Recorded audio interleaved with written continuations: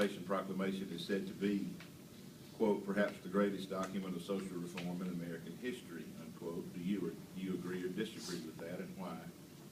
On what constitutional grounds did the President issue the Emancipation Proclamation? In signing it, he wiped out, quote, property, unquote, worth millions.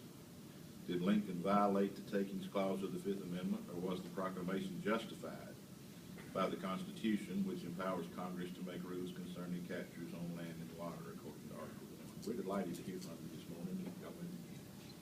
The Emancipation Proclamation, a document established in 1863 by President Lincoln, told the military to treat slaves as free people in the rebelling states during the Civil War.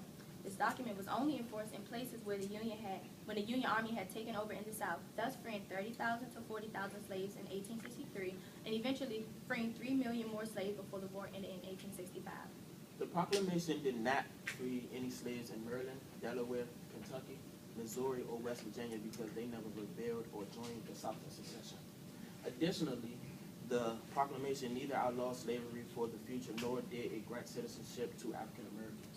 Because of these shortcomings, historians like W.E.B. Du Bois and James Baldwin claimed that the Emancipation Proclamation was essentially worthless. Richard Hofstadter condemns the document for having all the norm grandeur of Bill of Lading.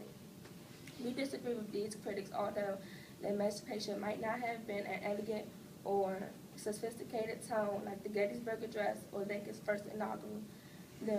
And although it did not secure lasting freedom for all Americans, its practical and symbolic impacts African Americans made it the greatest document of such reform in our history.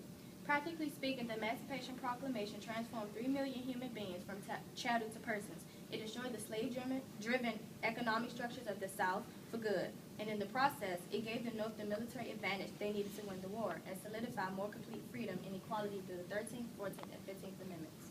Symbolically, the Emancipation Proclamation served as a sign of hope and inspiration to Black Americans, slave and free, across the nation. Booker T. Washington, who was only 9 years old when the proclamation was issued, remembers hearing it read out loud and being set free on the spot. Quote, my mother, who was standing by my side, leaned over and kissed her children, while tears of joy ran down her cheeks, unquote, he recalls. Quote, she explained to us what it all meant, that this was the day for which she had been so long praying, but fearing that she would never live to see it, unquote.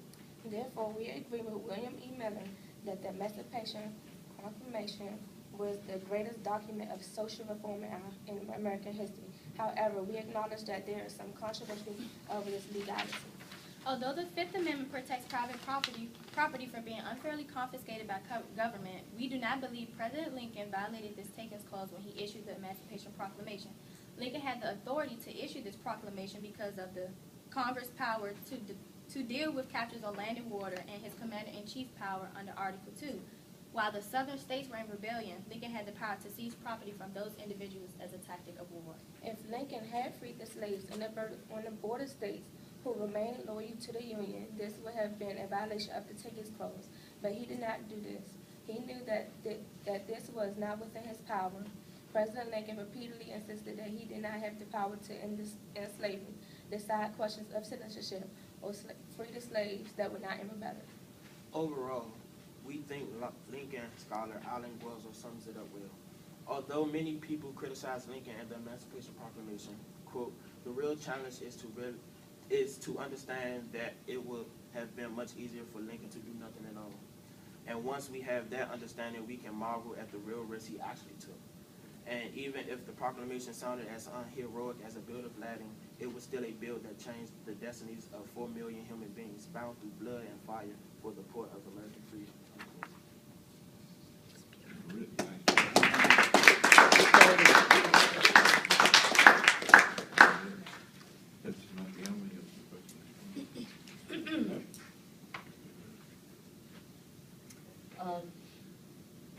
You mentioned that it didn't violate the Takings Clause because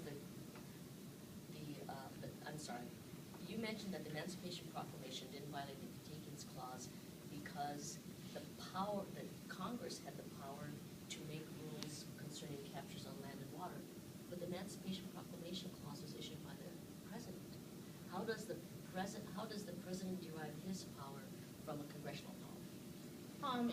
cases, yes, the president may have to overstep his boundaries to ensure the protection of America.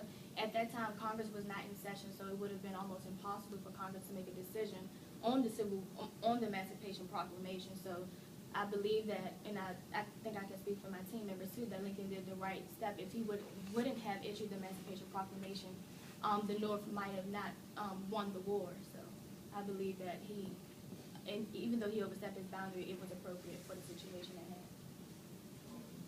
Yes. Also, as we seen currently with President Obama and the drone policy, how he overstepped Congress in his own presidential power and set forth for the drone policy, and also with President Bush with the Patriot Act. And is that, you feel it was unlawful activity also? Um, Part of the main president?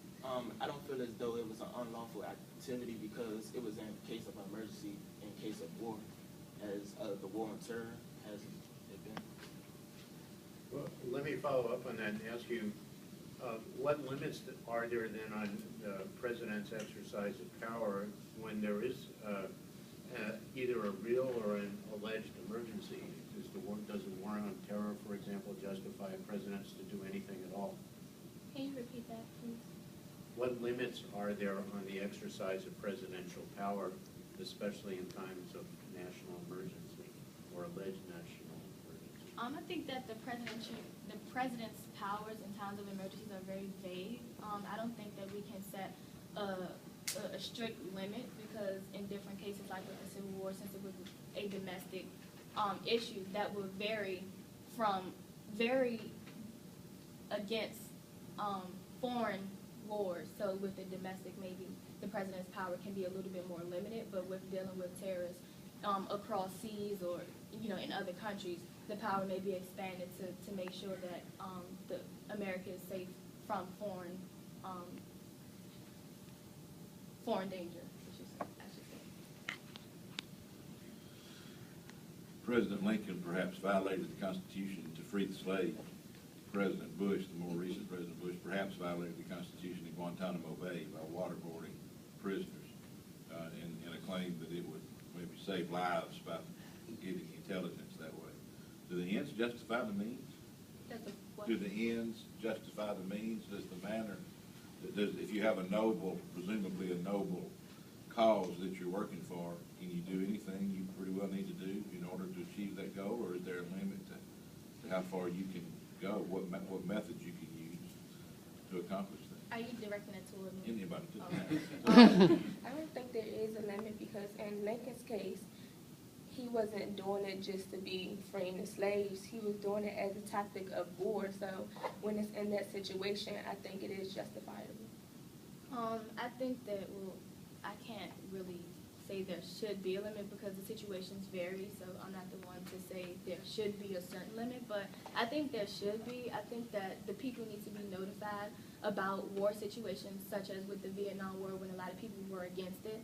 And there was a lot of disapproval for the war, and some people felt that President Nixon was overstepping his boundaries with the bomb. So I think that in times like that, I think the people should be notified to help the president make wise decisions, because sometimes the president doesn't make wise decisions and can lead us into more danger. So I think that the people should be involved in the war and help make the president make wise decisions. Well, isn't that part of what the checks and balances is about? Mm-hmm. Well, the Supreme Court stated that slaves were property in the Dred Scott decision, and then the president just ignored what the Supreme Court said and issued the Emancipation Proclamation. What good is the checks and balances if the president can just do what he wants? Well,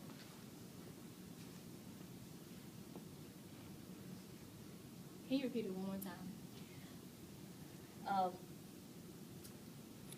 If we have checks and balances, what good is checks and balances if the president just ignores what the Supreme Court does and or has it decided and just does what he wants?